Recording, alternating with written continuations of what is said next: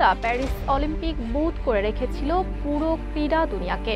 ৩২টি খেলার মোট ৩২৯টি ইভেন্টে অনুষ্ঠিত হয়েছে স্বর্ণের লড়াই। আজ শেষ দিন ১৩টি স্বর্ণের লড়াইতে শেষ হয়ে যাবে প্যারিস অলিম্পিকের ক্রীড়াযজ্ঞ। বাংলাদেশ সময় রাত ১টায় অনুষ্ঠিত সমাপনী অনুষ্ঠানের মধ্য দিয়ে পর্দা নামবে ৩৩তম অলিম্পিক গেমসের। প্যারিস অলিম্পিকের উদ্বোধনী অনুষ্ঠান হয়েছিল খোলা স্থানে সেন নদীতে। এবার সমাপনী অনুষ্ঠান হবে প্যারিসের স্টেডে ডি ফ্রান্সে। সরাসরি অনুষ্ঠানটি বাংলাদেশ থেকেও দেখা যাবে।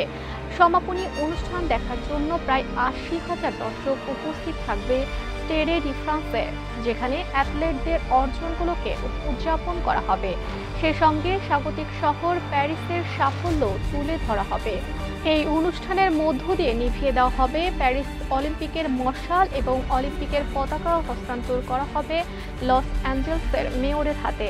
সর্বশেষ যে আর্টিস্টিক পারফরমেন্স দেখানো হবে সমাপনী অনুষ্ঠানে, সেখানে স্বাগতিক দেশ প্যারিস এবং ২০২৮-এর লস অ্যাঞ্জেলসের ইতিহাস ঐতিহ্যকে তুলে ধরা হবে। এছাড়া সমাপনী অনুষ্ঠানে আরও অনেকগুলো ইভেন্টের বিষয় আপাতত গোপন রাখা হয়েছে। তবে প্যারিস অলিম্পিকের সমাপনী দিবসের সবচেয়ে আকর্ষণীয় ইভেন্ট হবে হলিউড সুপারস্টার টম ক্রুজের পারফরম্যান্স। আশা করা হচ্ছে টম ক্রুজ তার অসাধারণ সব স্টান্টবাজি প্রদর্শন করবেন সমাপনী অনুষ্ঠানে। এছাড়া একাডেমি অ্যাওয়ার্ড বিজয়ী সঙ্গীতশিল্পী বিলি অ্যালিস গান পরিবেশন করবেন। পতাকা হস্তান্তরের মধ্য দিয়ে মূলত শেষ হবে প্যারিস অলিম্পিকের সমাপনী অনুষ্ঠান।